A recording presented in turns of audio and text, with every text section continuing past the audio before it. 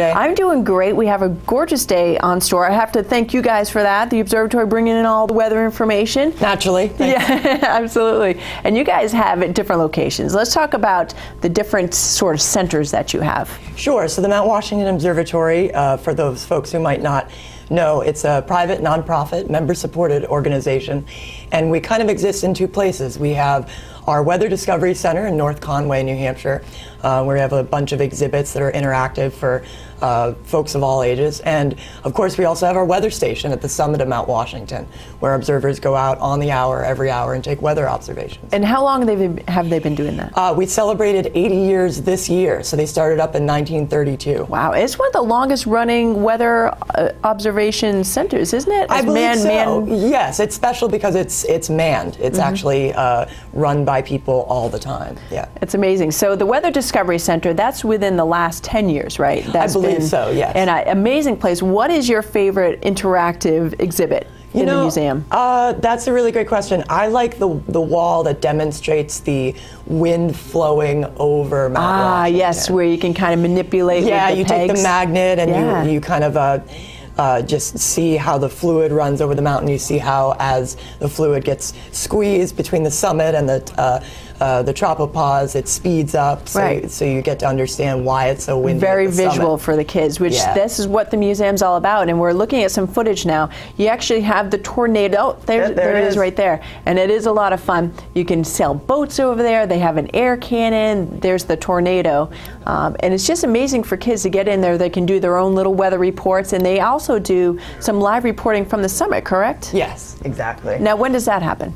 So every day at 11 and 2 p.m. we have a live connection to the summit where observers can talk about the work that they do. Wonderful. Yeah. That's an amazing experience just to talk to someone on top of Mount Washington. And the nice thing is that you guys have expanded into distance learning and including schools, people that can't get there. You've made it very easy for them to participate in the observatory's umbrella of education. Yeah, exactly. So a lot like that live link that happens twice a day, our distance learning program allows schools that might not have the resources to travel directly to New Hampshire or to North Conway. It allows them to have that personal connection with an observer in real time. And I think the thing, Michelle always remarked that the kids always love it when the observers go outside and it's -5 and it's snowing and they're talking to the person right there, and it really brings home what an amazing place we have right in our backyard, because Mount Washington is just, I mean, the weather. Why is the weather so crazy? Well, the weather is crazy for a number of reasons. One of the biggest reasons is that we are this prominence that sticks up above the rest of the region. We're 6,288 feet, and there's no barrier between most of the weather systems that move across the country. They slam into the White Mountains, and naturally Mount Washington's just there and it experiences this weather. Another reason is most of the weather systems, and we call them storm tracks, there are about 3 that sit over the country, and typically all of them converge over New England. So Mount Washington, kind of, we call it the tailpipe of the United States because it receives everything that the rest of the country gets. Absolutely. Now, you guys have been instrumental in doing air quality reports, the weather reporting, of course, and introducing into schools. Now you have an anemometer? Yes, this is a 3-cup anemometer. It is a device that's used to measure wind speed. And the way it works is that it's mounted somehow around here, and then the wind flows into these cups and moves them around. But you guys had to sort of redesign, right, because of Mount Washington's crazy weather. Yeah, because the summit of Mount Washington, most of the time it's below freezing, and when clouds move over the summit, we have a condition called riming or rime ice, where frozen fog forms on our equipment. And essentially when frozen fog, or when fog forms on equipment, it creates this riming, and anything that's rotating can't do that. It can't function properly. So we've actually developed, we've turned to airplane technology, and we took what's a device called a pitot tube, which measures airspeed on an aircraft. We've mounted that to one of our summit towers, and we've attached a wind vane to it, so it's always floating into the wind or veining into the wind, and we can heat it. That's key. So when you heat it, we heat it around 100 degrees, and rime ice doesn't form on it. That being said, well, I want to say every hour, but most of the time in the wintertime when it's riming maybe 6 inches an hour or more, you have to go out with a crowbar and knock that ice off. You can't just let all of this equipment stay out there. That's also part of why we're a manned organization, because people need to go out there. We call it job security. So. That's amazing, because it is on the hour that you guys are going out there and knocking the rime ice off.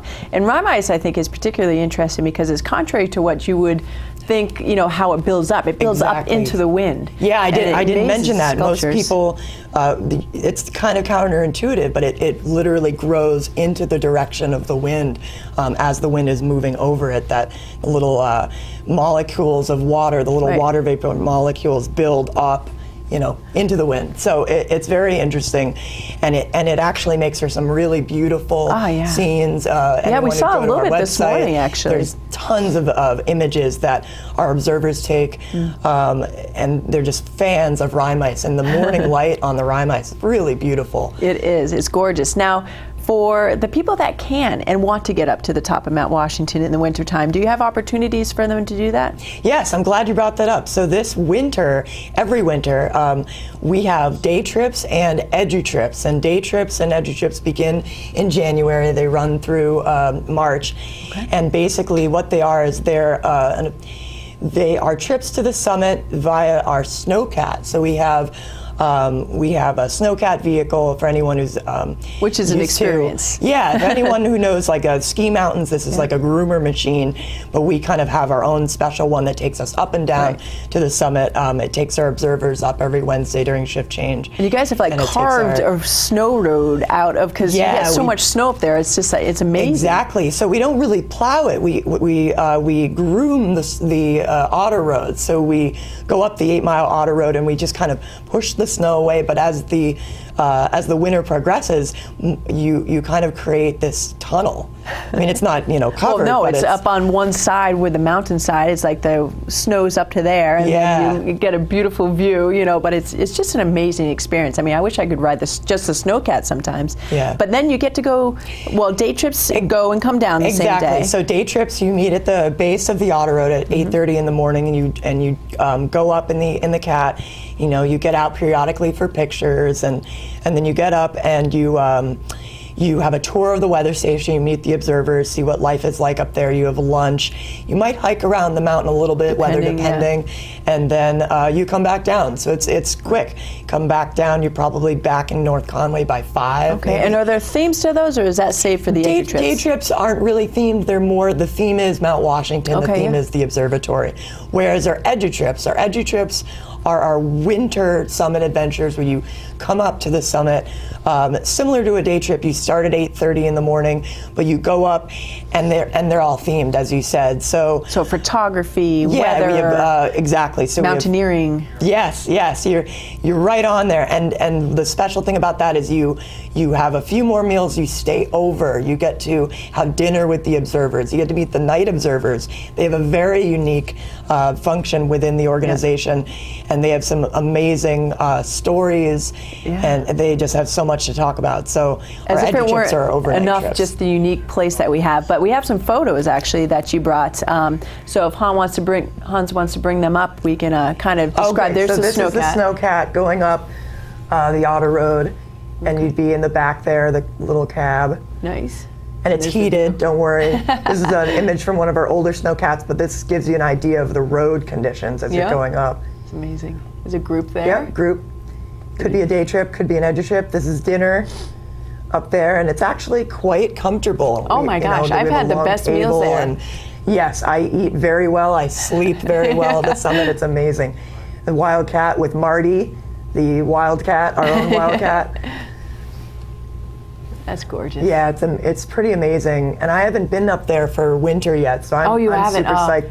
there's a person posing with lenticular clouds. Not the norm. I mean, normally it's cloudy, it's foggy, it's cold, it's blowing. So that's one of those things. And Chris and I had gone up for an overnight trip on the anniversary of at the time, the highest recorded wind. Oh, okay. And it was dead calm.